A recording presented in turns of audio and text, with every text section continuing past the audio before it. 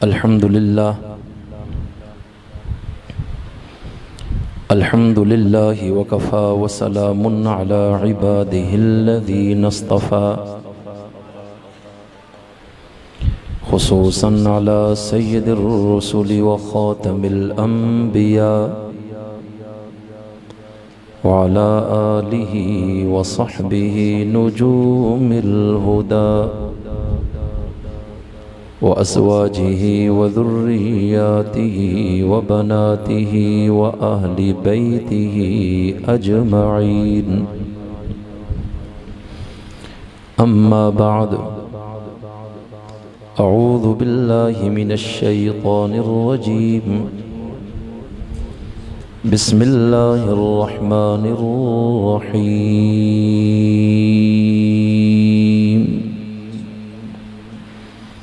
वला तक़ूलू लिमन युक़तलु फ़ी सबीलिल्लाहि अम्वात बल अह्याउ वलाकिन ला तशऊरून।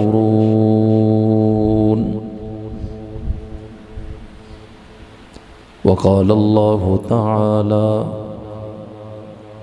रुहमाउ बैनहुम सदक़ल्लाहु मौलानल अज़ीम। क़ाल रसूलुल्लाहि सल्लल्लाहु अलैहि वसल्लम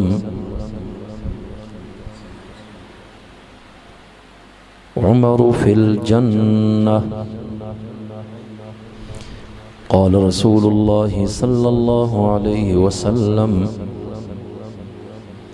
अरहमु उम्मती बि उम्मती अबू बकर व अशद्दुहुम फ़ी अम्रिल्लाहि उमर। क़ाल रसूलुल्लाहि सल्लल्लाहु अलैहि वसल्लम लौ कान बअदी नबिय्युन लकान उमर। क़ाल रसूलुल्लाहि सल्लल्लाहु अलैहि वसल्लम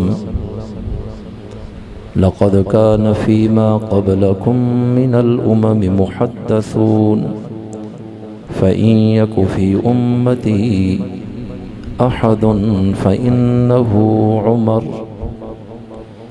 क़ाल रसूलुल्लाहि सल्लल्लाहु अलैहि वसल्लम इन्नल्लाह जअलल हक़्क़ अला लिसानि उमर व क़ल्बिहि। क़ाल रसूलुल्लाहि सल्लल्लाहु अलैहि वसल्लम वल्लज़ी नफ़्सी बियदिही मा लक़ियक अश-शैतान सालिकन फ़ज्जन क़त्तु इल्ला सलक फ़ज्जन ग़ैर फ़ज्जिक। क़ाल रसूलुल्लाहि सल्लल्लाहु अलैहि वसल्लम इन्नल हसन वल हुसैन हुमा रैहानताय मिनद दुनिया।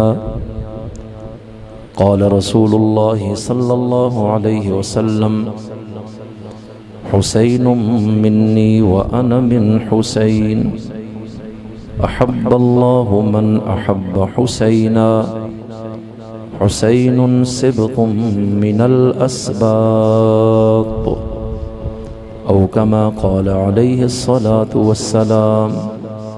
मोहब्बत ज़ौक़ शौक़ से बुलंद आवाज़ से दुरूद शरीफ पढ़ लीजिए।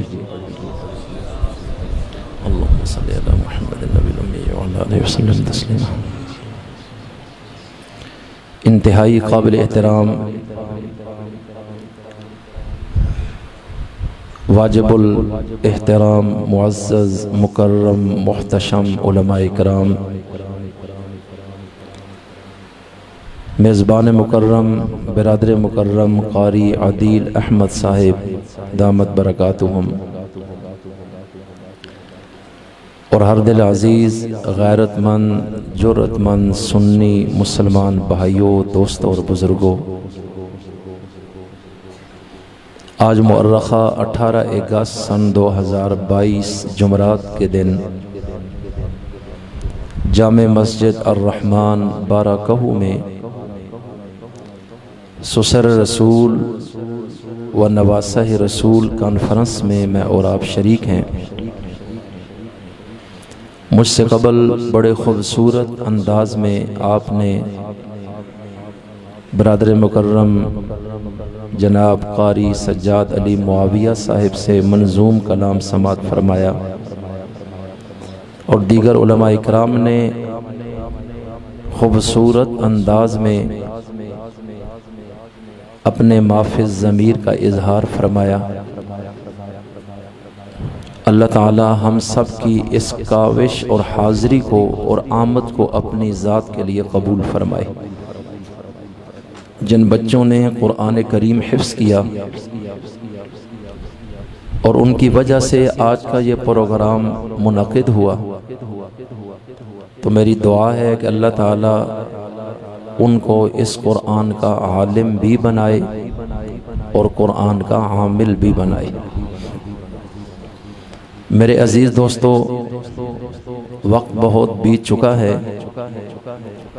कोशिश होगी कि बात लंबी न हो, मगर जामे गुफ्तगू इस शर्त के साथ करने का इरादा है कि आप हमतन गोश होकर मेरी बात को सुनेंगे और अगर मेरी बातें आपको समझ आएंगी तो बुलंद आवाज़ से सारे क्या कहेंगे? जिनको समझ आ रही है सिर्फ वही बोलें, लेकिन बुलंद आवाज़ से क्या कहेंगे? जज़ाकुमुल्लाह। इश्तिहार पर दो अजीम और जलीलुल क़द्र और मुक़्तदर हस्तियों का जिक्र है।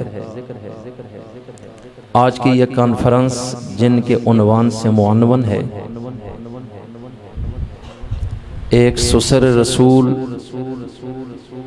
मुराद रसूल, सहाबी रसूल, कातिबे वही, खलीफा राशिद, खलीफा सानी, दामाद अली, हज़रत सैयदना उमर बिन ख़त्ताब रज़ी अल्लाह ताला अन्हु की ज़ात ग्रामी है। और दूसरी अजीम हस्ती जो इस इश्तिहार की जीनत बनी, नवासे रसूल, जिगर गोशह बतूल, इब्ने अली, रसूल कायनात सल्लल्लाहु अलैहि वसल्लम की सोहबत याफ्ता हुए, रहमत आलम सल्लल्लाहु अलैहि वसल्लम के मंजूर नज़र हुए, आपकी दुआओं का मरकज़ बने और उम्मत मुस्लिमा की पेशानी का झूमर बने और आले ईमान के ईमान की और अकीदत का मरकज़ बने और शहीद होकर आज तक अल्लाह के कुरान में भी ज़िंदा हैं और अपनी कब्रों में भी ज़िंदा हैं। दुश्मन ने दोनों को शहीद किया उनको ख़त्म करने के लिए, और इख्तिलाफ उनकी ज़ात से नहीं था, दुश्मन को इख्तिलाफ उनकी सोच और उनके मिशन से था। उसका मकसद ये था कि इन दोनों को रास्ते से हटाकर हम हमेशा के लिए कामयाब होंगे, अपनी सोच और अपने मिशन को जारी कर सकेंगे और ये कल अदम हो जाएंगे। मगर दुश्मन की ये सोच एक ख्याल साबित हुई कि ये हस्तियां रास्ते से हटकर भी आज तक मुसलमानों के रास्ते की रहनुमाई कर रही हैं। मुसलमान आज भी इन्हीं को अपना मुक्तदा मानता है। ज़ाहिरन ईरान का मजूसी फैरोज फाते बना, उमर मफ्तू बने, मगर वो फाते बनकर भी फारिग हो गया और उमर ज़ाहिरन शिकस्त खाकर भी मुसलमानों के दिलों का और ईमान का मरकज़ बन गए और आज तक उनके फ़ज़ाइल सुनने के लिए मुसलमान तड़पते हैं, उनकी सीरत से रोशनी हासिल करते हैं। और यजीद और यजीदियत ने हज़रत हुसैन को रास्ते से हटाया अपने इक़्तिदार को कायम रखने के लिए, मगर आज तक हजरत हुसैन और हुसैनियत मुसलमानों के दिलों पे राज कर रही है और वो वक़्त के साथ मादूम हो गए और इनको तारीख ने आज भी जिंदा की हैसियत से पेश किया है। पूरी दुनिया में कहीं भी यजीद की फजीलत पे कॉन्फ्रेंस नहीं होती, लेकिन हुसैन के फ़ज़ाइल और मनाक़िब सुनने और बयान करने के लिए पूरी दुनिया में जलसे हो रहे हैं। पूरी दुनिया में हजरत उमर को मारने वालों का नाम भी मिट चुका है और हजरत उमर शहीद होकर भी आज भी पूरी दुनिया में बोले और सुने जा रहे हैं। तो मालूम ये होता है कि बाज़ औक़ात कोई शख्स जीत कर भी शिकस्त खा जाता है और बाज़ औक़ात कोई शिकस्त खा कर भी जीत जाता है, इसलिए कि अल्लाह ताला का ये एक फैसला है कि इज्जत और जिल्लत ये किसके हाथ में है। जोर से बोलें, सारे बोलें। उन्होंने मारा जलील करने के लिए, ये मर कर अजीज हो गए। उन्होंने मारा अजीज होने के लिए, वो जिंदा रह कर भी जलील हो गए। तो इज्जत और जिल्लत ये किसके हाथ में है? जोर से बोलें।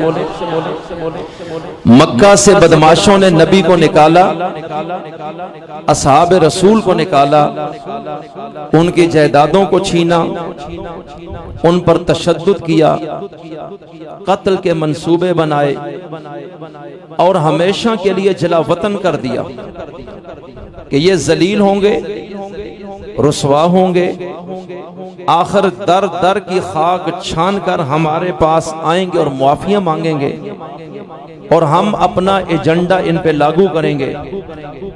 तो जाहिरन वो काबिज और फाते हैं और बगले बजा रहे थे कि हम कामयाब हो गए, और ये मजलूम जाहिरन शिकस्त खा गए, छुप गए, निकल गए। हिजरत का कट भी जाए, मुक्तदा और इमाम वही होता है।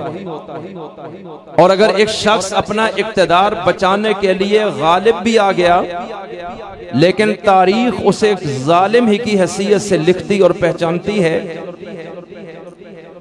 हजरत सैयदना उमर बिन खत्ताब मुराद रसूल हैं, अमीर शरीयत सैयद अताउल्लाह शाह बुखारी रहमतुल्लाह अलैह ने एक मर्तबा मजमे आम में दौरान खिताबत पूरे मजमे और स्टेज वालों से एक सवाल किया कि हजरत उमर में और दीगर सहाबा में क्या फर्क है। भाई आवाज जो दबलेंगे खत्म कर दें, जैसे शुरू में थी उस तरह करें।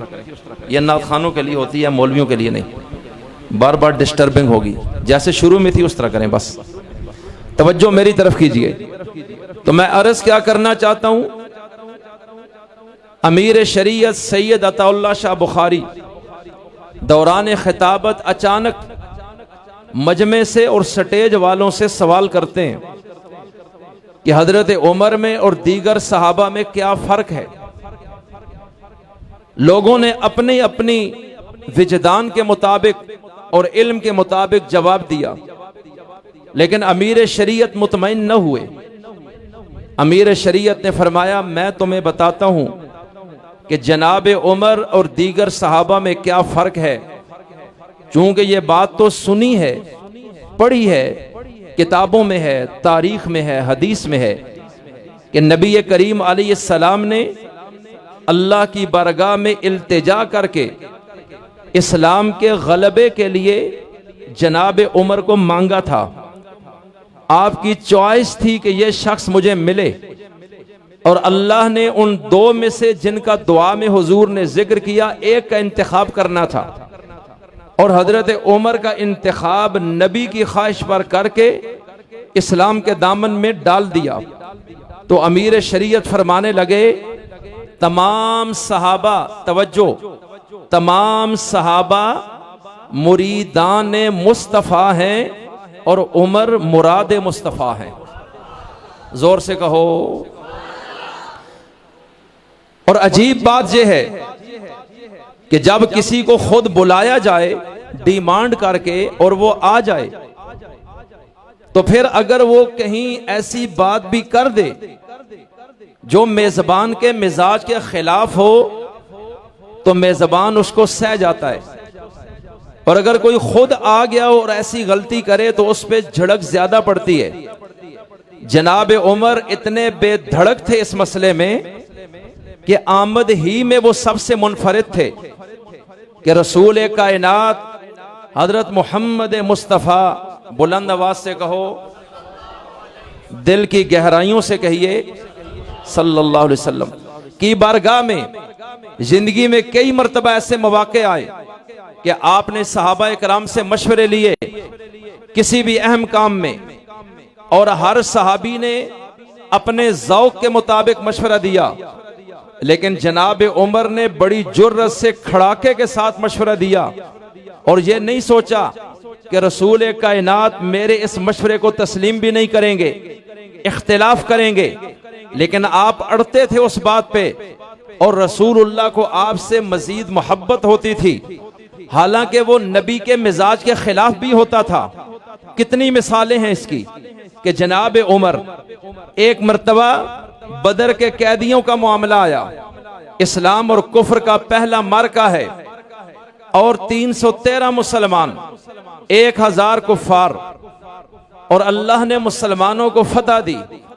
70 काफिर गिरफ्तार हुए, 70 कत्ल हो गए, जिसमें मक्का के और कुरैश के सरदार भी कत्ल हुए। अबू जहल भी उसी मैदान में कत्ल हुआ, और यह पहला मौका था कि मुसलमान किसी जंग में, और इतनी बड़ी जंग में जो पहली कुफ्र और इस्लाम की खुले मैदान में जंग थी, उसमें फातेह बने। तो जंगी कैदियों का मसला आया कि अब इनके साथ क्या सलूक किया जाए, और अल्लाह ने कुरान में फरमाया, वशाविरहुम फिल अम्र, ए नबी अहम कामों में अपने दोस्तों और सहाबा और शागिर्दों से मशवरा लाजमी किया करें। तो अल्लाह के रसूल ने हुक्म खुदाबंदी के तहत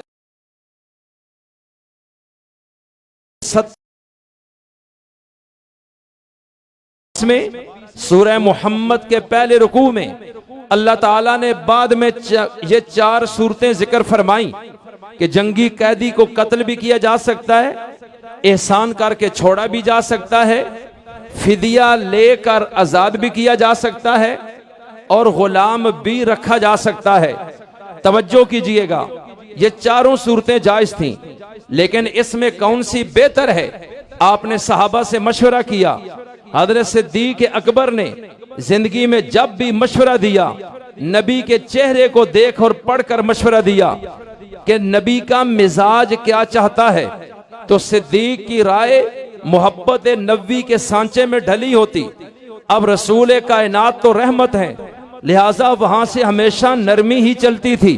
तो सिद्दीक ने मशवरा नरमी वाला दिया, कहा कि या रसूल अल्लाह, मेरी राय यह है कि यह पहला मौका है, बिल्कुल ऐसे ही ना छोड़ दिया जाए एहसान करके, बल्कि ऐसे किया जाए इनसे फिदिया लेकर आजाद कर दिया जाए, ताकि आइंदा इन्हें शर्म आए और हमारे ऊपर हमला आवर ना हो कि हम तो पैसे देकर अपनी जान बचा के आए हैं।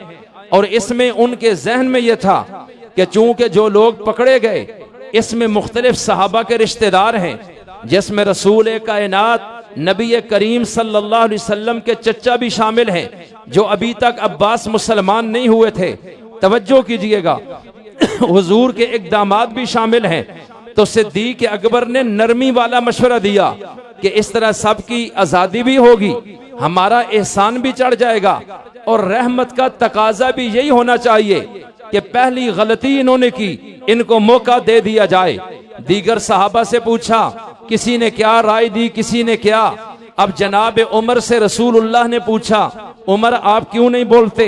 हजरत उमर ने कहा, या रसूल अल्लाह, मेरी राय ऐसी नहीं, मेरी राय जुर्रत वाली है, मेरी राय गैरत से ताल्लुक रखती है, नरमी और रहमत के साथ नहीं।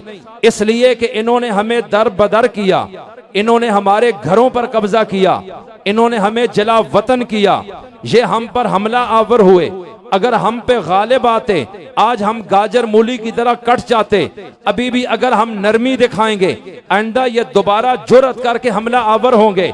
इस्लाम इतना कमजोर नहीं है, मुसलमान इतना दबा हुआ नहीं है, और ये भी किसी न किसी के रिश्तेदार हैं। और फिर जो आपके साथ खड़े हैं, इनके ईमान का भी इम्तिहान होगा कि इनमें पक्का कौन है और कच्चा कौन है। लिहाजा मेरी राय यह है कि मेरा कोई रिश्तेदार गिरफ्तार है तो मेरे हैंड ओवर किया जाए, और मुझे हुक्म दें कि मैं अपने हाथ से तलवार उठाकर उसकी गर्दन सरतन से जुदा कर दूं और गर्दन को काट दूं।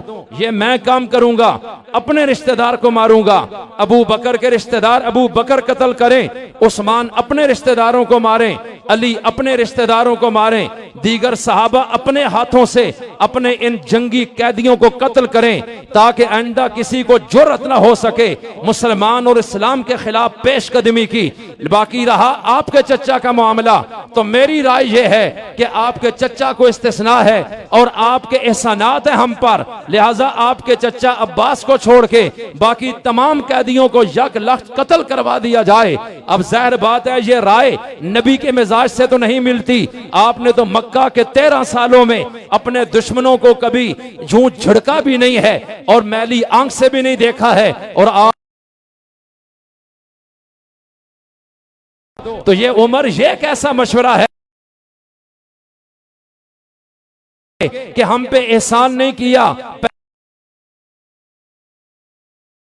ऐसा धब्बा लगेगा जिसकी सफाई देना पड़ेगी। अगर एहसान करना है तो फिर ऐसे ही छोड़ दें। ये पैसों वाला मशवरा ये हमारी गैरत नहीं मानेगी, इसलिए कत्ल का फैसला मेरी राय के मुताबिक कर दीजिए। लेकिन मेरे नबी पे रहमत का गलबा है, वो रहमतुल लिल आलमीन है। आपने वहां सिद्दीक अकबर की राय पे ये फैसला दे दिया कि अपने अपने अजीजों रिश्तेदारों का ये काफिर फिदिया देकर इनको आजाद कर लें, और इस तरह हमारा इन पे एहसान भी होगा और इनको को शर्म भी आएगी। तवज्जो कीजिएगा, मेरे नबी ने फैसला किया और उमर ने जो राय दी थी, बाद में अल्लाह ने उस राय को कुरान की आयत बनाकर उनके तकद्दुस को नहीं तस्लीम किया, और आज भी इस्लाम की चादर ओढ़कर वो यही बकवास करता चला आ रहा है। लेकिन जिस तरह उस वक्त रब्बे जुल जलाल अम्मी आयशा की अदालत और सफाई के लिए खुद कटारे में आया, अम्मी आयशा का दिफा किया है, आज भी सुन्नी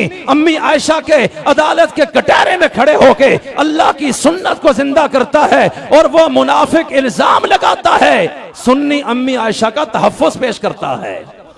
तवज्जो कीजिएगा, जिना का इल्जाम लगा, इस्लामी मिशन रुका, तहरीक रुक गई है। जिसको भी इस्लाम की दावत दो वो आगे से कहता है पहले अपने नबी की बीवी की सफाई पेश करो, हमें तुम इस्लाम ना सिखाओ, तुम्हारे घर में ये क्या करनामा हुआ है। अब नबी तो आलिमुल गैब नहीं, मेरा नबी परेशान है, सहाबा परेशान है, आले बैत परेशान है, पूरा मिशन इस्लामी रुक गया है, तहरीक इस्लाम के आगे बंद बांधा गया है, मुसलमान परेशानी के आलम में है, सोचो बेचारा में है कि हमें तो पता नहीं है कि हकीकत क्या है जब तक वही नहीं आती है। इसलिए कि गैब जानने वाला कौन है, जोर से बोलो यार, बुलंद आवाज से बोलिए, कौन है। तवज्जो कीजिएगा, अर्ज क्या करना चाहता हूं, ऐन इस कैफियत में अरे बारकहू के मुसलमान, फिर एक वक्त आता है मेरा नबी अपने सहाबा की तरफ आता है, इसलिए कि रब ने फरमाया अहम कामों में इनसे मशवरा लाजमी किया करें, ये आपके मुखलिस हैं, ये आपके रफीक हैं, ये आपके चाहने वाले हैं, ये आपके वफादार हैं,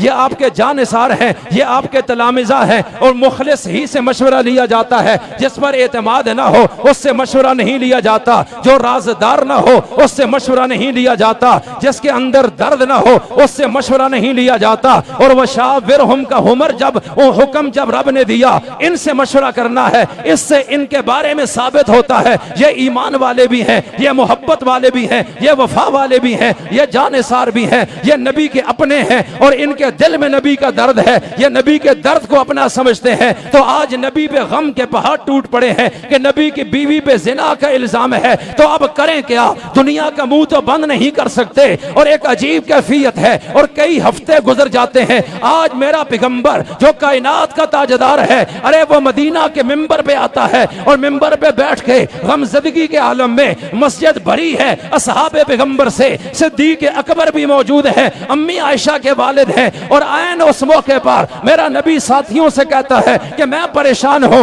मुझे बताओ इस मुश्किल में मुझे करना क्या चाहिए, मुझे कुछ समझ नहीं आ रहा। वही अभी तक आई नहीं है, ये अल्लाह की हिकमत है कि अभी तक पैगाम क्यों नहीं आया है, लेकिन मुझे कुछ तो बताओ, हम इनकी जुबानें कैसे बंद करें, हम इस्लाम को आगे कैसे बढ़ाएं। सिद्दीक अकबर ने एक ही जवाब दिया, अगर मैं कह दूं आयशा गुनाहगार है तो मुझे पता नहीं, अगर मैं कहूं बेगुनाह है लोग कहेंगे बेटी की सफाई देता है, बाप जो हुआ है। इसलिए कहा मुझे और कुछ नहीं पता, लेकिन यह मेरा फैसला है। आयशा को आपने निकाल दिया तो सिद्दीक भी अपने घर में दाखिल नहीं होने देगा। मेरा फैसला आपके हक में है, मैं कोई सफाई नहीं दे सकता। दूसरे साहबी से पूछा, तीसरे से पूछा, हजरत अली भी नबी को परेशान देख रहे हैं बड़े दिनों से, नबी की मोहब्बत में इस तरह गर्क हो गए थे कि वो नबी की आंखों में आंसू नहीं देख सकते थे। हजरत अली से पूछा, अली कहने लगे, ऐ मेरे रसूल, मेरी मेरे मेरे मेरे नूर नजर, ऐ मेरे दिल के टुकड़े, हम आपको देख के जिंदा होते हैं, आपकी वजह से मुस्कुराते हैं। कई दिनों से मदीना बुझा हुआ है और एक अजीब कैफियत है, हम आपको परेशान नहीं देख सकते। बीवियों की कमी नहीं है, अगर आप मुतमईन नहीं है तो तलाक दें और औरत से शादी कर लें, क्या फर्क पड़ता है। उन्होंने हजरत आयशा पे इल्जाम नहीं लगाया, लेकिन नबी की मोहब्बत में उन्होंने जो समझा वो बता दिया है। लेकिन यह बात भी ऐसी थी कि नबी के दिल में ठंड नहीं पड़ी। सिद्दीक ने जो बोला, नबी के दिल में ठंड नहीं पड़ी है। नबी ऐसा जवाब चाहते हैं कि जिससे दिल में ठंड पड़ जाए और रास्ता वाज़ेह हो जाए। अल्लाह के रसूल ने फरमाया है, इन्नल्लाह जअलल हक्का अला लिसानी उमरा व क़ल्बिही, अल्लाह जब हक को जारी करना चाहता है तो उमर के दिल और उमर की जुबान पे जारी कर देता है। तो मेरे हजरत उमर खड़े हैं मस्जिद नबी के दरवाजे के साथ, चेहरे पे गुस्सा है, नंगी तलवार है, और उमर तो जल्दी बोलता नहीं है जब तक नबी मशवरा नहीं लेता। बड़ा जीरक और दाना है, जिनके बारे में मेरे नबी ने फरमाया है, लक़द कान फीमा क़ब्लकुम मिनल उमम मुहद्दसून, पहली उम्मतों में ऐसे लोग गुजरे हैं अल्लाह जिनके दिल में ऐसी बातें डाल देता था कि जो वो जुबान से निकालते थे उसी तरह हो जाता था। फ़इन यकु फ़ी उम्मती अहदुन फ़इन्नहु उमर, अगर मेरी उम्मत में कोई एक ऐसा शख्स है अल्लाह जिसके दिल में हक को डाल देता है तो वो जनाब उमर की जात है। नबी फरमाते हैं, उमर तू क्यों खामोश है, जवाब चाहिए। हजरत उमर भरे मजमे में नबी से मुखातिब हुए, आका इस सवाल का जवाब देने से पहले मैं आपसे 2-3 सवाल करूंगा। मैं बड़े दिनों से लोगों की बकवासें सुन रहा हूं, गली मोहल्ले में इस बात का जिक्र हो रहा है, प्रोपेगेंडा हो रहा है अम्मी आयशा के खिलाफ, लेकिन मैं 2-3 सवाल करूंगा इन लोगों के सामने। पहला सवाल यह है कि ये आयशा से जो आपका निकाह हुआ था, ये आपकी मर्जी से हुआ था या खुदा की मर्जी से हुआ था? जोर से कहो।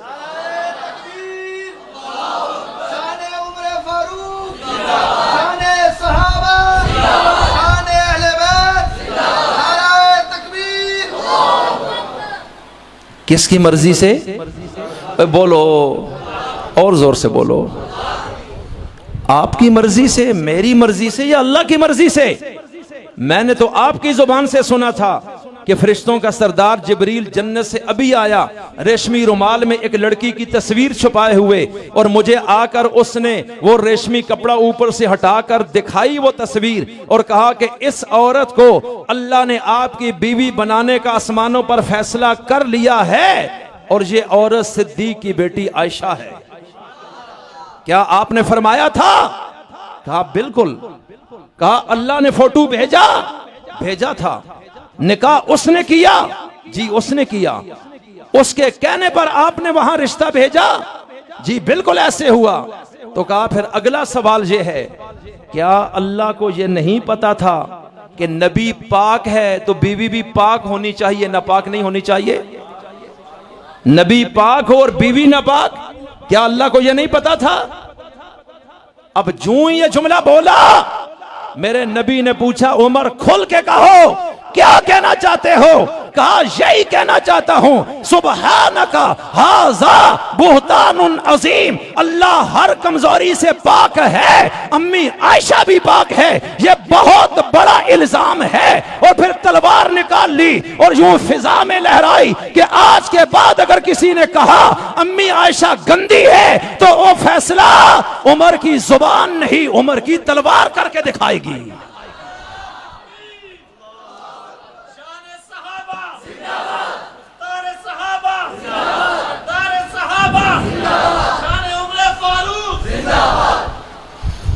मेरे नबी ने कहा, वाह उमर, कमाल कर दिया तूने, मेरे सीने में ठंड डाल दी है। मस्जिद में खुशी की लहर दौड़ गई कि रास्ता नजर आ गया है। मेरे नबी मिंबर से उठे, सीधे अम्मी आयशा के पास, और अम्मी आयशा अपने वाले सिद्दीक अकबर के घर में थी, और वो नबी वो मुसल्ला बिछाकर अल्लाह के हुजूर सजदा रेज़ थी। मेरे नबी जाकर पास बैठे, आयशा की आंखों में आंसू थे।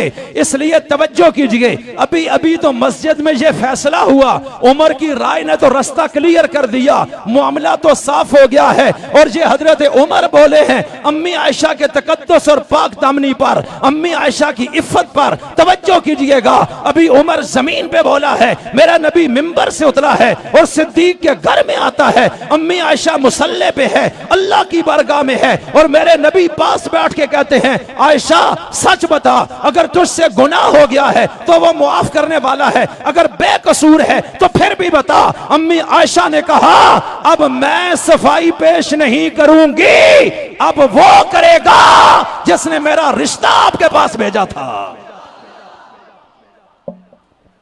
वो वक्त गुजर गया है, मैं क्यों बोलूं? अब वो बोलेगा तो मसला हल होगा जिसने जन्नत से मेरा फोटो आपके दरबार में भेजा था। हजरत आयशा ने चेहरा फेरा, किताबों में है, कुछ नाराजगी भी थी कि इतने दिन से मैं रो रही हूं, इम्तिहान है, कोहराम है, तो मुझसे इतना पूछने की नौबत क्यों आ रही है? मुझ में कोई डाउट है? मैं आपकी जौजा नहीं? और नाराजगी से अम्मी आयशा ने यूं चेहरा फेरा, इधर आयशा ने एक सेकंड के लिए चेहरा फेरा, उधर से अल्लाह ने जबरील को भेजा कि जाओ, आयशा की नाराजगी किसी सूरत भी कोई बर्दाश्त नहीं करेगा, और नबी को जाके कह दो इसमें रब का फैसला भी वही है जो उमर ने मस्जिद नबी में दिया है, और वही लफ्ज कुरान बनकर आए। आज सूरह नूर पारा 18 में है, सुबहानका हाज़ा बुहतानुन अजीम, उमर जमीन पे बोला है, खुदा आसमानों से बोला है। यह है वो अजीम हस्ती। फिर अपनी बेटी का रिश्ता नबी के साथ किया, यूं मेरे नबी के ससुर बने। नबी के मुराद पहले थे, फिर ससुर रसूल बने। मैं इस बाब को क्लोज करने लगा हूं, दूसरे उन्वान को छेड़ना चाहता हूं, बताना था यह कौन सी अजीम हस्ती है, इनकी राय का कितना वजन है, इनकी फरासत कितनी कमाल की है, इनमें जुर्रत कितनी बला की है, इनका ईमान मेयार की किस बुलंदी पे है। ये कौनैन के ताजदार के आगे भी बेधड़क बोलते हैं, ये कभी भी किसी की खुशनुदी नहीं चाहते सिवाय अहकमुल हाकिमीन के। तवज्जो कीजिएगा, इसलिए मैं अर्ज करना चाहता हूं, यही उमर है 22.5 लाख मुरब्बा मील पे इस्लामी अलम लहरा दिया है। से जनाब सिद्दीक अकबर के बाद उम्मत के हुक्मरान बने हैं और 10.5 साल तक मुसलमानों के अमीर उल मोमिनीन रहे, और उम्मत मुस्लिमा में पहला लक़ब अमीर उल मोमिनीन का आपको मिला है। अपने दौर में आपने वो इनकलाबी काम किए हैं कि जिनकी मिसाल तारीख इंसानी में नहीं है। सबसे पहले आपने मर्दमशुमारी कायम की है, सबसे पहले आपने जमीनों की पैमाइश करवाई है, आपने महकमे नहर कायम किया है,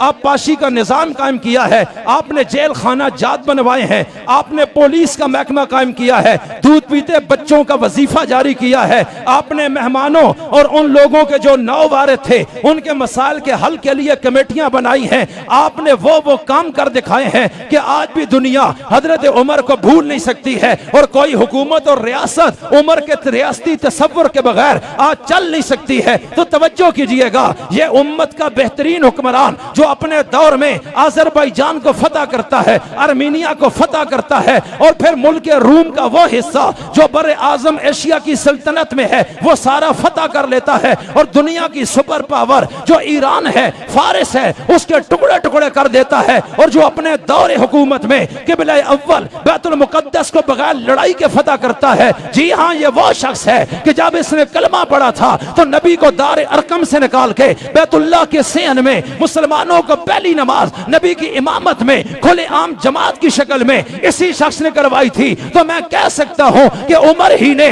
खाना काबा का दर खुलवाया था, उमर ही ने किबला अव्वल का दर खुलवाया है। तो जिस तरह मेरा नबी दोनों किबलों का नबी है, उमर बिन खत्ताब दोनों किबलों का फातिह है। 22.5 लाख मुरब्बा मील पे इस्लामी हुकूमत सुपर पावर को पांव के नीचे रोन दिया। बड़े बड़े मुल्क ईसाइयों यहूदियों से लेकर इस्लाम के दामन में डाल दिए, और वहां मातम बर्पा हो गया। अगर यह मसीह जिंदा रहा तो दुनिया से हमारी हुकूमत का खात्मा है। इसका दिमाग इतना बड़ा है कि इसको शिकस्त कभी नहीं दी जा सकती है। तवज्जो कीजिएगा, इसलिए उमर को रास्ते से हटाना जरूरी समझा गया। तो फिर अबू लोलू फेरोज को दरअसल लॉन्च किया गया था। वो जो शिकायत मुगीरा बिन शोबा की लेकर आया था वो एक बहाना था, सिक्योरिटी चेक करना चाहता था कि मैं किस तरीके से इनको मार सकता हूं, और बड़ा मशाक था, और खंजर आग में बुझाकर तेज करके उसने एडवांस तैयारी की हुई थी। ईरान का मजूसी था, और ठीक 21 हिजरी में जो फारिस का आखिरी मार्का नहावंद के मकाम पर हुआ, उसमें जंगी कैदी की हैसियत से ये फेरोज गिरफ्तार हुआ था। और फिर जंगी कैदी जब मुजाहिदों में तकसीम किए जाते हैं तो ये मुगीरा बिन शोबा के हिस्से में आया है। लेकिन बड़ा मुसव्विर था, नक्काश था, बड़ाई था, लोहार था, चकियां बनाता था, बहुत बड़ा कारीगर था। मदीना में नाम पैदा हो गया, पैसे भी बहुत कमाता था। फिर अपने आका की मुगीरा बिन शोबा की शिकायत देकर अमीरुल मोमिनीन के पास आता है कि रोजाना 2 दिरहम मुझसे टैक्स लेते हैं, ये बहुत ज्यादा है, इंसाफ चाहिए। इन्होंने जब पूछा करते क्या हो, कमाई कितनी है, आमदन कितनी है, उस बात को जब उसने बताया, कहा कमाई के लिहाज से 2 दिरहम ज्यादा नहीं है, ये बिल्कुल मुनासिब है। अब वो कहने लगा, उमर आपके अदल का चर्चा सारी दुनिया में है, और मुझ गुलाम के लिए कोई अदल नहीं है, कोई इंसाफ नहीं है। नाराज होकर चला गया। हजरत उमर के दिल में यह था, अल्लामा इब्ने कसीर ने लिखा है, इनके अंदर यह बात थी कि इंसाफ तो यह है कि मुगीरा ने जुल्म नहीं किया है, लेकिन इसकी दिलजोई के लिए कि गुलाम है, इसका दिल खफा ना हो, मैं जाती तौर पर मुगीरा बिन शोबा से रिक्वेस्ट कर दूंगा कि तुम थोड़ी सी नरमी कर दो। अभी उनके दिल में यह था, इसको नहीं बोला था, यह नाराज होकर निकल गया। अरे 3-4 दिन बाद यूं गुजरा, अमीरुल मोमिनीन ने अचानक देख लिया, कहा इधर आओ अबू लोलू फेरोज, मेरी बात सुनो, मैंने सुना है कि तुम बड़े कारीगर हो और चक्कियां बड़ी कमाल की बनाते हो, और उन चक्कियों का बड़ा नाम है पूरे अरब में। कहा जी हाँ। तो कहा एक चक्की मेरे लिए बना दो, उसकी जो पेमेंट है मैं अदा कर दूंगा। अब उसके अंदर गुस्सा तो था, और पीछे एक मिशन था। चूंकि ईरान को उमर ने तोड़ा है, ये ईरानी था, ईरान का मजहब मजूसी था, ये मजूसी था, और ये बड़े तरीके से यहां पहुंचा है। इसके अंदर एक बदबात थी जिसको अल्लामा इब्ने कसीर ने लिखा है कि जब ईरान की जंग में अरे लोग गुलाम बनकर कैद होकर आते, और जो नाबालिग बच्चे होते, ये जब उनको देखता उनके सरों पर यूं हाथ फेर के कहता था, हाय इन अरबों ने मेरा कलेजा चीर के रख दिया है। इसके अंदर एक आग थी, लेकिन ये क्रेडिट जाता था अमीरुल मोमिनीन को। ये फरासत थी उमर बिन खत्ताब की, ये प्लानिंग थी उमर बिन खत्ताब की कि दुनिया की सुपर पावर इन बदुओं के सामने टुकड़े टुकड़े हो गई। इसलिए बड़ी तरतीब के साथ ये यहां पहुंचा, और फिर वहां से जब निकला, हजरत उमर ने जब ये बोला मेरे लिए चक्की बनाओ और फिर मैं तुम्हें पैसे दूंगा, उसने कहा जनाब अमीर आपके लिए ऐसी चक्की बनाऊंगा कि पूरी दुनिया में उसकी शोहरत हो जाएगी। वो जब हटा, हजरत उमर कहने लगे ये मुझे कत्ल की धमकी दे गया है, हो सकता है ये मुझ पे हमला कर दे। साहबा ने कहा इजाजत दें, अभी गिरफ्तार करते हैं, फैंटी लगाते हैं, तफ्तीश करते हैं। उन्होंने कहा अभी जुर्म नहीं किया है, सजा कैसे दे सकता हूं, पकड़ कैसे सकता हूं? जुर्म होने से पहले कौन सा कानून है? ये वो अदल फारूकी है जिसका मैं जिक्र करना चाहता हूं। इनको फरासत से पता भी चल गया इसके अज़ाइम गलत है, शुबे में भी नहीं उठाया है, कहा भी नहीं पकड़ सकते। मैंने अल्लाह की बरगाह में जवाब देना है, इसलिए मेरी ताकत जरूर है लेकिन गलत इस्तेमाल करूंगा तो कल ताकतवर जात मुझे खड़ा कर देगी, इसलिए नहीं पकड़ना, छोड़ दो अपने हाल में। और फिर 3 दिन गुजरे। 27 जिलहज बुध का दिन था, 23 हिजरी है, फजर की नमाज का टाइम है। मस्जिद नबी में जनाब उमर आते हैं, रियाजुल जन्नत में आते हैं, नबी के मुसल्ले पे आते हैं। फजर की नमाज के लिए इकामत होती है और मस्जिद भर जाती है और जनाब उमर तकबीर तहरीमा कहते हैं। यह नमाजी बनकर आया था और छुप के सफ में बैठा था। अचानक इसके हाथ में जो खंजर था वो 2 धारी था, सेंटर में लक्कड़ और दस्ता था, दोनों तरफ से वो वार कर सकता था। और ये खंजर अरब में नहीं था, ये अजम का था और ये बड़ा माहिर था। और अचानक ये उठा, इसने उनकी पुष्ट में 6 खंजर मारे।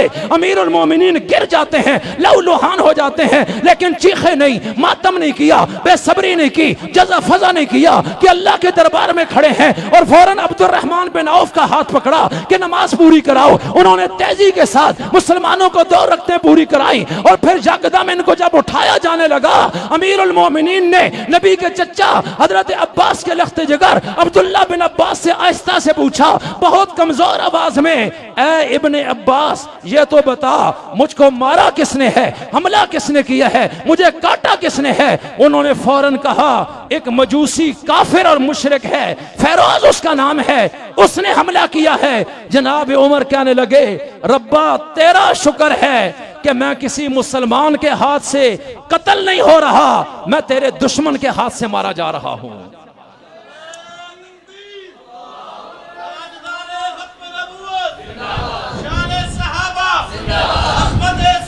3 दिन हजरत उमर जिंदा रहे इस दुनिया में। डॉक्टर को बुलाया गया, उसने कुछ शहद और कुछ चीजें मिलाकर दी कि खुराक के तौर पे अंदर, लेकिन वो पेट के रास्ते आंतें कट गई थी, बाहर निकल आया। उसने घंटे की खतरे की घंटी बजाई कि जनाब अमीर अब बचने वाले नहीं हैं। मुसलमानों ये चंद घंटे के मेहमान है। मदीना में कोहराम मच गया, कोई मुसलमान ऐसा नहीं था जो ना रो रहा हो। अज़वाज मुतहरात पे भी क़यामत टूट पड़ी, नबी के अहले बैत पे क़यामत टूट पड़ी। मदीना में यकदम फिजा सोगवार हो गई और एक अजीब कैफियत। और वो जो अबू लोलू था मारने के बाद भागा, सफ़ें इतनी मिली हुई और मजबूत थी, उसको रास्ता नहीं मिल रहा था। उसने रास्ता बनाने के लिए मुसलमानों पे हमले शुरू किए। 13 मुसलमानों को उसने जख्मी किया, जिसमें से 9 शहीद हो गए और 5 बाकी बचे। इस तरह हजरत उमर समेत 10 बंदों को उसने शहीद कर दिया और 5 बहुत तशवीशनाक हालत में चले गए। फिर एक मुसलमान ने अपनी चादर उसके ऊपर डाल के उसको पकड़ा, लेकिन वो तो जासूस था, वहां से लॉन्च किया गया था। वो पकड़ा जाता, तफ्तीश में पीछे राज खुल जाता। इसलिए प्लानिंग इतनी पक्की थी और तजर्बा ऐसा किया कि तुमने राज नहीं देना। जिस तरह कई ऐसे होते हैं कि जब वो आके हमला करते हैं तो अपने आप को भी उड़ा देते हैं ताकि पीछे तक बात ना पहुंचे। उसने अपने गले पे खंजर चलाया और जगह पे भी वो मर गया ताकि तफ्तीश का दायरा पीछे ना जा सके। लेकिन मैं अर्ज ये करना चाहता हूं, अब ये 3 दिन हैं, हजरत उमर ने इन 3 दिनों में 3 काम किए हैं। पहला काम, अपने बेटे को बुलाया, कहा मेरे ऊपर 82 या 84 हजार दिरहम कर्जा है, जब मैं मर जाऊं फला मेरा प्लाट है वो बेचकर फौरन अदा कर देना। उन्होंने कहा तामील होगी। कहा दूसरी मेरी बात सुनो, मुझे फिक्र है कि मेरे बाद अमीर कौन बनेगा, हो सकता है 2 ग्रुप ना बन जाएं और मुसलमानों का इत्तेहाद पारा पारा ना हो जाए और मुसलमान एक झंडे के नीचे रहने जरूरी है। ये बड़ी फिक्र की बात है और मुझे तो सारे मानते हैं, इसलिए मैं एक फैसला करके जा रहा हूं। और उसमें 6 बंदे जो अशरा मुबशरा के हैं उनको कमेटी बनाकर उनका ऐलान कर दिया कि इन 6 में से किसी को खलीफा चुन लेना, और उनमें से ही हजरत उस्मान गनी को चुन लिया गया। और इस तरह वो जो झगड़ा था, पैदा होने का खदशा, वो हमेशा के लिए बंद हो गया। ये उमर की फरासत थी। और फिर तीसरा काम जो किया, जो मैं बताना चाहता था, जिसके लिए ये सारी तकरीर मैंने की है, कि अब हजरत उमर की दो ख्वाहिशें थी आखिरी वक्त में, जब हज करके आ रहे थे 23 हिजरी का, और रास्ते में मकाम अबतह में दुआ मांगी थी, और वो क्या है? या अल्लाह मुझे शहादत की मौत चाहिए मदीना में, और मुझे कब्र चाहिए रसूलुल्लाह के पड़ोस में। कहा कि बेटा वार हो गया, एक दुआ तो कबूल हो गई, तेरे बाप की अब एक ख्वाहिश है कि रसूलुल्लाह के पहलू में जो कब्र की एक जगह है, अबू बकर एक तरफ और दूसरी तरफ, वो अगर किसी तरह मुझे मिल जाए, और वो है जन्नत का टुकड़ा। किस चीज का? जोर से बोलो, जोर से बोलो। और वो टुकड़े की मालिका कौन थी? ओए बोलो। वो हुजरा किसका था? ये जन्नत है, जन्नत। मा बैन बैती व मिंबरी रौज़तुम मिन रियाज़िल जन्नह औ कमा क़ाल अलैहिस्सलाम, मेरे मिंबर और रोजे के दरमियान जितना है ये जन्नत है, जन्नत का टुकड़ा। इस जन्नत की मालिका कौन थी? ऊंचा क्यों नहीं बोलते हो? कौन थी? जोर से बोलो, कौन थी? ये हुजरा किसका था? अम्मी आयशा का। तो अब किसी की मिल्कियत के प्लाट में बगैर उसकी इजाजत के तो कब्र बनाई नहीं जा सकती, मसला शरीयत का है। तो जनाब उमर ने जिंदगी की आखिरी ख्वाहिश ये थी, अपने बेटे को बुलाया, कहा इधर आओ, तुम जाओ अम्मी आयशा के पास और उनसे गुजारिश करो, और अमीरुल मोमिनीन का लफ्ज ना बोलना कि अमीरुल मोमिनीन उमर ने भेजा है, इसलिए कि मेरा एक दबदबा है, अगरचे मैं इस वक्त इस पोजीशन में नहीं, लेकिन एक नाम है अमीरुल मोमिनीन का। तो आयशा का वो जाती प्लाट है, जाती घर है।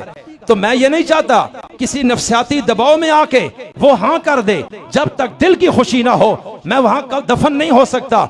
इसलिए तुम जाओ और यूं ना बोलना कि अमीरुल मोमिनीन उमर ने भेजा है, तुम यूं कहना अम्मी आयशा आपके बेटे उमर ने भेजा है, आपके बेटे उमर ने भेजा है, और आपका बेटा उमर ये इल्तिजा कर रहा है कि मेरी ये ख्वाहिश है कि हुजूर के साथ इस रोजे में मुझे दफन होने की इजाजत दे दें। तवज्जो, अब जब ये गए और वहां से वापस आए, अमीरुल मोमिनीन को बताया, अबू जान अम्मी आयशा तो रो रही थी आपके इस गम में, और वो कहने लगी ये जन्नत का टुकड़ा मैंने अपने लिए रखा था, लेकिन आज मैं ये उमर को हिबा करती हूँ।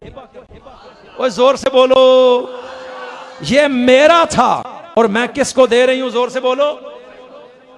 हजरत उमर ने कहा अल्हम्दुलिल्लाह, लेकिन अभी मैं मुतमईन नहीं, क्योंकि मैं जिंदा हूं।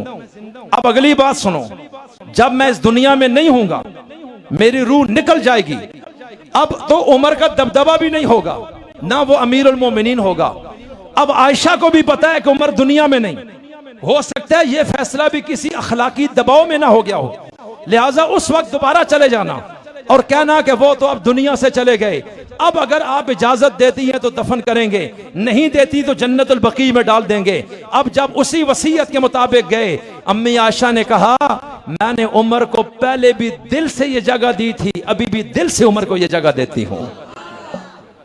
मैंने तसव्वुर में पूछा मोमिनों की मां आयशा से कि आपने जन्नत उमर को दे दी, इतना बड़ा तोहफा जो इस दुनिया में कोई किसी को नहीं दे सका, आखिर क्यों?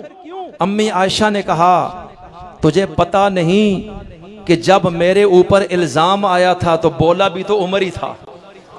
ओए जोर से बोलो। जब हर तरफ बादल छा गए थे तो उस वक्त एक ही किरण थी जिसको उमर कहते हैं। पता नहीं कि उसने क्या कहा था, तलवार उठा के फिर मस्जिद में यकदम लोगों की मुस्कुराहटें, फिर नबी का मेरे पास आना, आसमान से उमर के बोल का कुरान बनना। तो उमर का इतना बड़ा एहसान है मुझ आयशा पर कि इसका बदला जन्नत के अलावा कोई नहीं हो सकता। तो मैं कहता हूं अम्मी, इसका मतलब यह है कि जो आपका दिफा करे जन्नत उस पर वाजिब हो जाती है। ओए जोर से बोलो। मैंने कहा उमर आप इतना क्यों चीखे, तलवार उठा करके मैं मार दूंगा जिसने ऐसे कहा अम्मी आयशा के बारे में। मैं नहीं सुन सकता मजीद बकवास, हालांकि वही तो आई नहीं थी। आप इतने जबरदस्त अंदर के एतमाद और भरोसे के साथ ये ऐलान कर रहे हैं वही से पहले। तो मैं कहता हूं हजरत उमर तसव्वुर में कहते होंगे कि तूने कुरान नहीं पढ़ा, सूरह मरियम नहीं पढ़ी, कि ईसा बिन मरियम मां की गोद में है, बाप था कोई नहीं, कंवारी मरियम के पेट से ईसा पैदा हुए, और पैदा करने वाला कौन है? ओए जोर से बोलो। और जब वो आई कंवारी मरियम बच्चा उठाकर, बच्चा तो इसी का है, बच्चे का नाम ईसा है, मां का नाम मरियम है। आगे यहूदी खड़े थे, उन्होंने क्या बोला? या उख्ता हारून मा कान अबू किमरा सऊ व मा कानत उम्मु के बगिया। ए हारून की बहन, ये क्या जुल्म कर बैठी हो? वो तेरा बाप भी बड़ा अच्छा आदमी था, और तेरी माँ भी जिनाकारा नहीं थी, और ये तुमने क्या कर दिया है कि अभी शादी नहीं और बच्चा पैदा हो गया है। अब जब ये जुमला बोला तो फ़अशारत इलई, उस माँ ने अपनी सफाई पेश नहीं की, बल्कि अपनी सफाई के लिए इशारा अपने बेटे की तरफ किया कि ये बताएगा। अब उन्होंने कहा दूध पीता बच्चा भी कभी बोला है? नहीं बोला, लेकिन आज ये बच्चा मां की गोद में बोलता है, इन्नी अब्दुल्लाह आतानी अल किताब वजालनी नबिया वजालनी मुबारकन ऐनमा कुन्तु व औसानी बिस्सला वज़्ज़का मा दुमतु हय्या व बर्रम बिवालिदती व लम यजअलनी जब्बारन शक़िया वस्सलामु अलैया यौम वुलिदतु व यौम अमूतु व यौम उबअसु हय्या। अरे जुबान बंद करो, मेरी मां मरियम पाक है। तो मैंने कहा ईसा बोले क्यों हो? कहा मैं आज दुनिया को बताना चाहता हूं कि जब बच्चा हलाल हो तो मां की इज्जत के लिए भी बोलता है।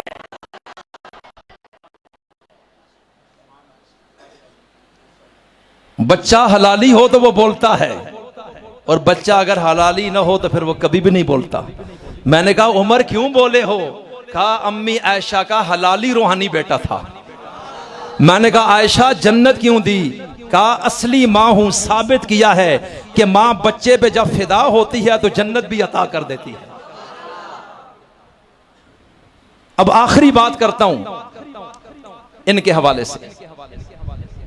हजरत उमर जहां गए वो टुकड़ा क्या है अभी बताया, क्या है? ओए बोलो ना। मैं नहीं कहता मेरे नबी ने फरमाया है, नबी का फरमान सही है या गलत है? पक्की बात है। तो फिर वो क्या है? रियाजुल जन्नत, जन्नत का टुकड़ा है, जन्नत का बाग है। तवज्जो, कुरान पाक सच्चा है या झूठा? जिनका अकीदा है वो बोले। पारा 16 सूरह ताहा में एक आयत है, मिनहा खलकनाकुम, अल्लाह कहता है तुम्हें हमने इसी मिट्टी से पैदा किया, वफीहा नुईदुकुम, इसी में हम तुम्हें दोबारा वापस भेजेंगे, वमिनहा नुखरिजुकुम तारतन उखरा, और इसी मिट्टी से दूसरी मर्तबा हम तुम्हें बाहर निकालेंगे। तो जब इसमें इतना बता दिया कि मिट्टी से पैदा हुए मिट्टी में वापस जाएंगे, तो अब किस मिट्टी में जाएंगे? इस ज़मन में मुफस्सिरीन ने हदीस नकल की है, तवज्जो कीजिएगा कि नबी का यह फरमान है कि जिस शख्स को जहां से पैदा किया गया होता है, जहां उसने दफन होता है, तवज्जो, जिस जगह मरकर उसकी कब्र बननी होती है, उसी जगह, क्योंकि अल्लाह को तो पता है, उसी जगह की मिट्टी उठाकर उसकी नाफ में रखी जाती है, और फिर वहां से खमीर उठाया जाता है, और जब ये मरता है तो फिर उसी टुकड़े में जाके दफन होता है। तो फिर जब ये जन्नत है, उमर का खमीर भी जन्नत से उठाया गया, तो मैं कह सकता हूं कि उमर आया भी जन्नत से था, उमर गया भी जन्नत में है। उमर जन्नत से निकला कब था? हमें फख्र है कि हम हजरत उमर को अपना इमाम तस्लीम करते हैं। सही कह रहा हूं गलत?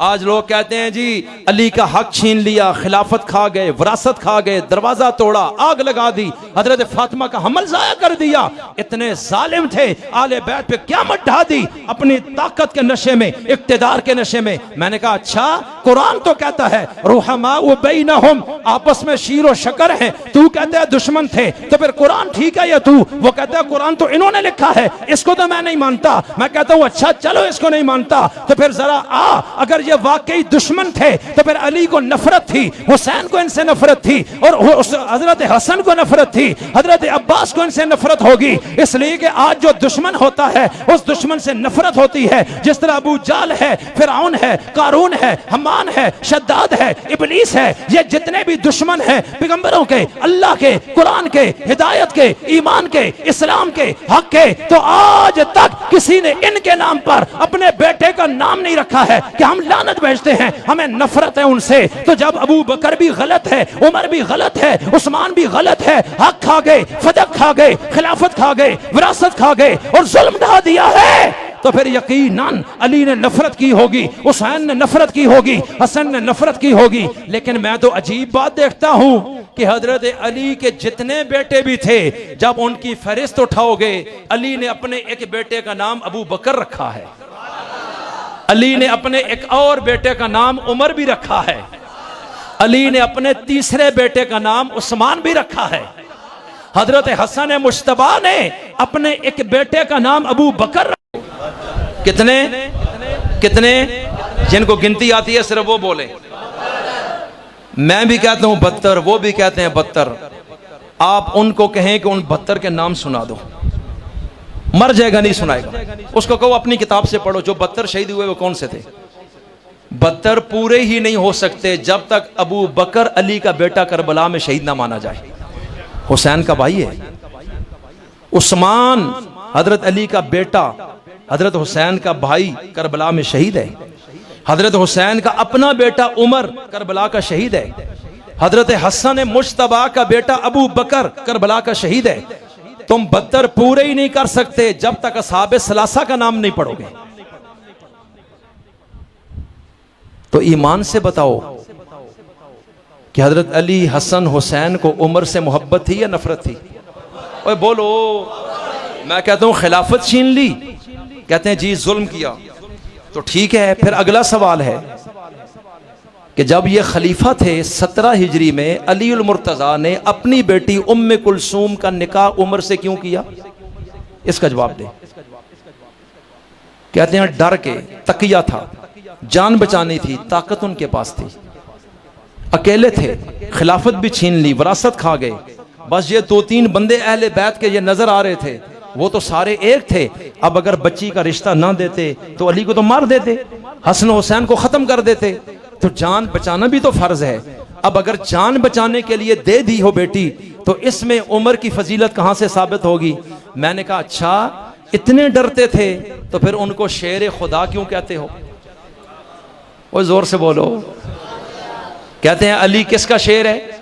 ओए बोलो ना, किसका शेर है? जंगल का शेर नहीं डरता तो खुदा का शेर कैसे डरा? कहते हैं तकिया किया, डर गया था। तो हिकमत का तकाजा है कि जान बचानी जरूरी है। मैं कहता हूं चलो मान लिया, अब आओ जरा नवासे रसूल की तरफ। हजरत हुसैन मदीना से चले कूफा की तरफ, बच्चे साथ, बेटियां साथ, बहनें साथ, खानदान साथ, भतीजे साथ। तवज्जो रखिएगा, कुछ और अफराद साथ। 72 या 102 अफराद का काफिला चलता है। मैं पूछता हूं क्यों? हजरत इब्ने अब्बास कहते हैं कूफियों ने खत लिखे, एतबार ना करना, अल कूफी ला यूफी, वफादार नहीं, मरवा देंगे। हजरत अली को भी उन्होंने मारा, हजरत हसन के साथ बहुत बुरा सलूक किया। आप उन दोनों को देखें, आपके मुखलिस कैसे होंगे? कूफा वफादारी का नाम नहीं। उन्होंने कहा 12,000 बंदे के खत हैं, यजीद जालिम है, फासिक है, वो आला मिनहाज नबूवत खिलाफत नहीं है, तो मैं फिर नबी की मेहनत लुटते हुए तो नहीं देख सकता। मैं तो सियासी निज़ाम की इस्लाह चाहता हूं, मैं इक़्तिदार का तलबगार नहीं।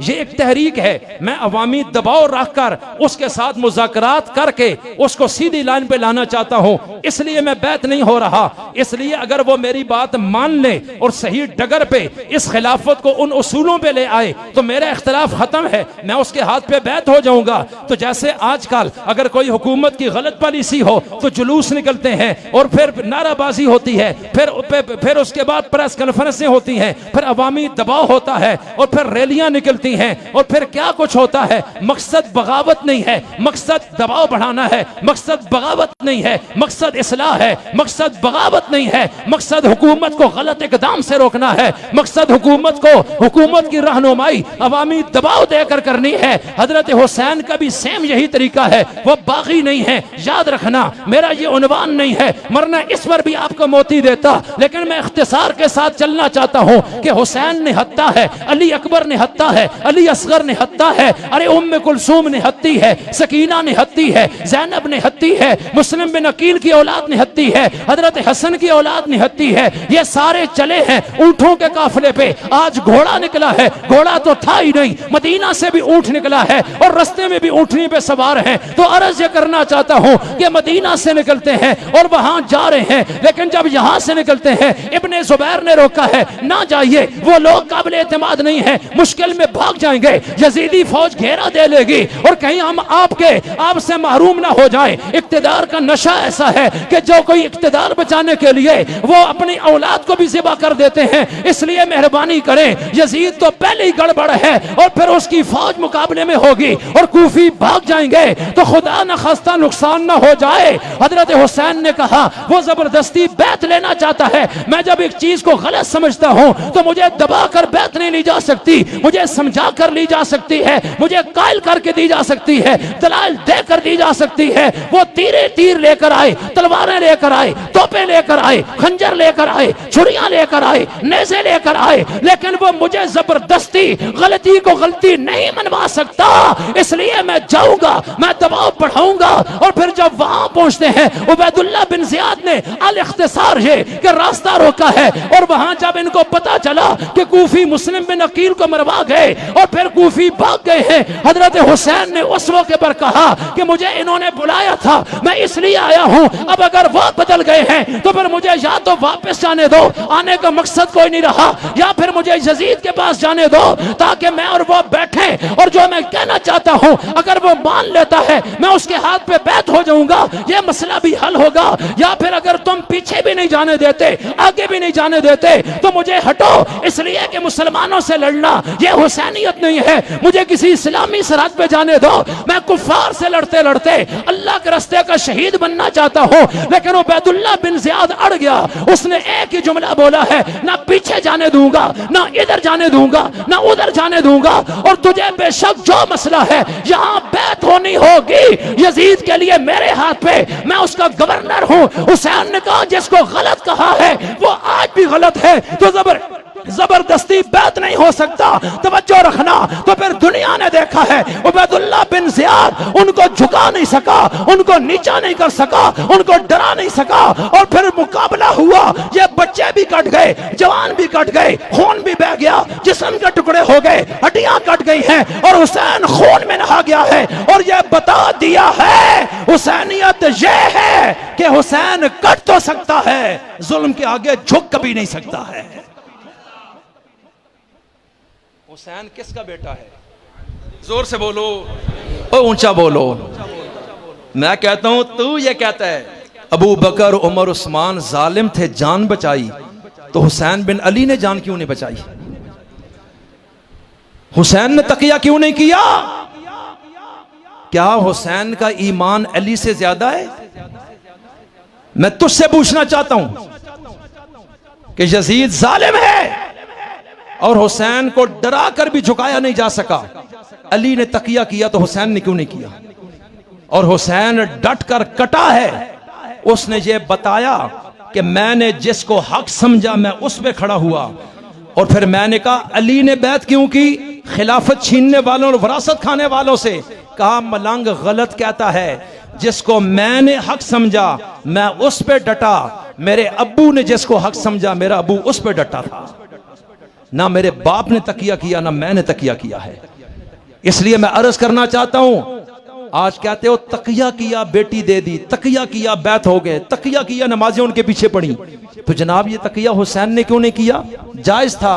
तो क्या जायज होने की सूरत में जब नहीं किया तो ये छोटे बच्चे जो कत्ल हो गए ये किसके खाते में आएंगे? इसलिए मालूम होता है झूठ बोल रहा है। हुसैन ने जालिम के आगे सर नहीं झुकाया तो सिद्दीक ने काफिर के आगे अली ने काफिर के आगे हक कैसे झुकाया, मुनाफिक के आगे कैसे झुकाया, जालिम के आगे कैसे झुकाया।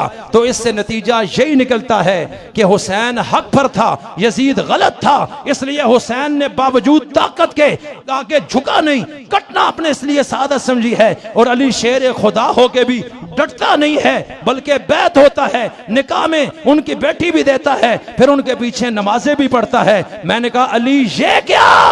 कहा कि मैं बताना चाहता हूं सिद्दीक मेरा ईमान है, उमर मेरा ईमान है। सिद्दीक और उमर जब चले गए दुनिया से तो फिर हजरत अली ने इस सवाल का जवाब देने के लिए कि मैंने किसी दबाव में बैत नहीं की, मैंने मोहब्बत में की है, इसकी दलील यह है कि मैं अपने बेटे का नाम अबू बकर, उमर और उस्मान रखता हूं। और हुसैन करबला में साथ लेकर गया कि ये देखो अबू बकर, उमर, उस्मान मेरे साथ हैं। इसका मतलब ये है कि मेरे बाबा और वो भी एक थे और हम और ये भी आज तक एक है। लिहाजा रुहमा बैनहुम, कुरान सच्चा है या मलंग की बात सच्ची है? वो जोर से बोलो। हुसैन भी हक पर था, उमर भी हक पर थे। हुसैन भी हक पर, अली भी हक पर, हुसैन भी हक पर, सिद्दीक भी हक पर, हुसैन भी हक पर, उस्मान गनी भी हक पर। और हम दिलो जान से सहाबा का दिफा करेंगे इंशाअल्लाह। करोगे यार? हाथ खड़ा करें जो करेंगे। अम्मी आयशा का दिफा करेंगे, उनके तराने गाएंगे, उनकी इज्जत का फरेरा लहराएंगे। अल्लाह ताला हम सबको अपनी बरगाह में इस मिशन के लिए तादम मर्ग कबूल फरमाए। वमा अलैना इल्लल बलागुल मुबीन।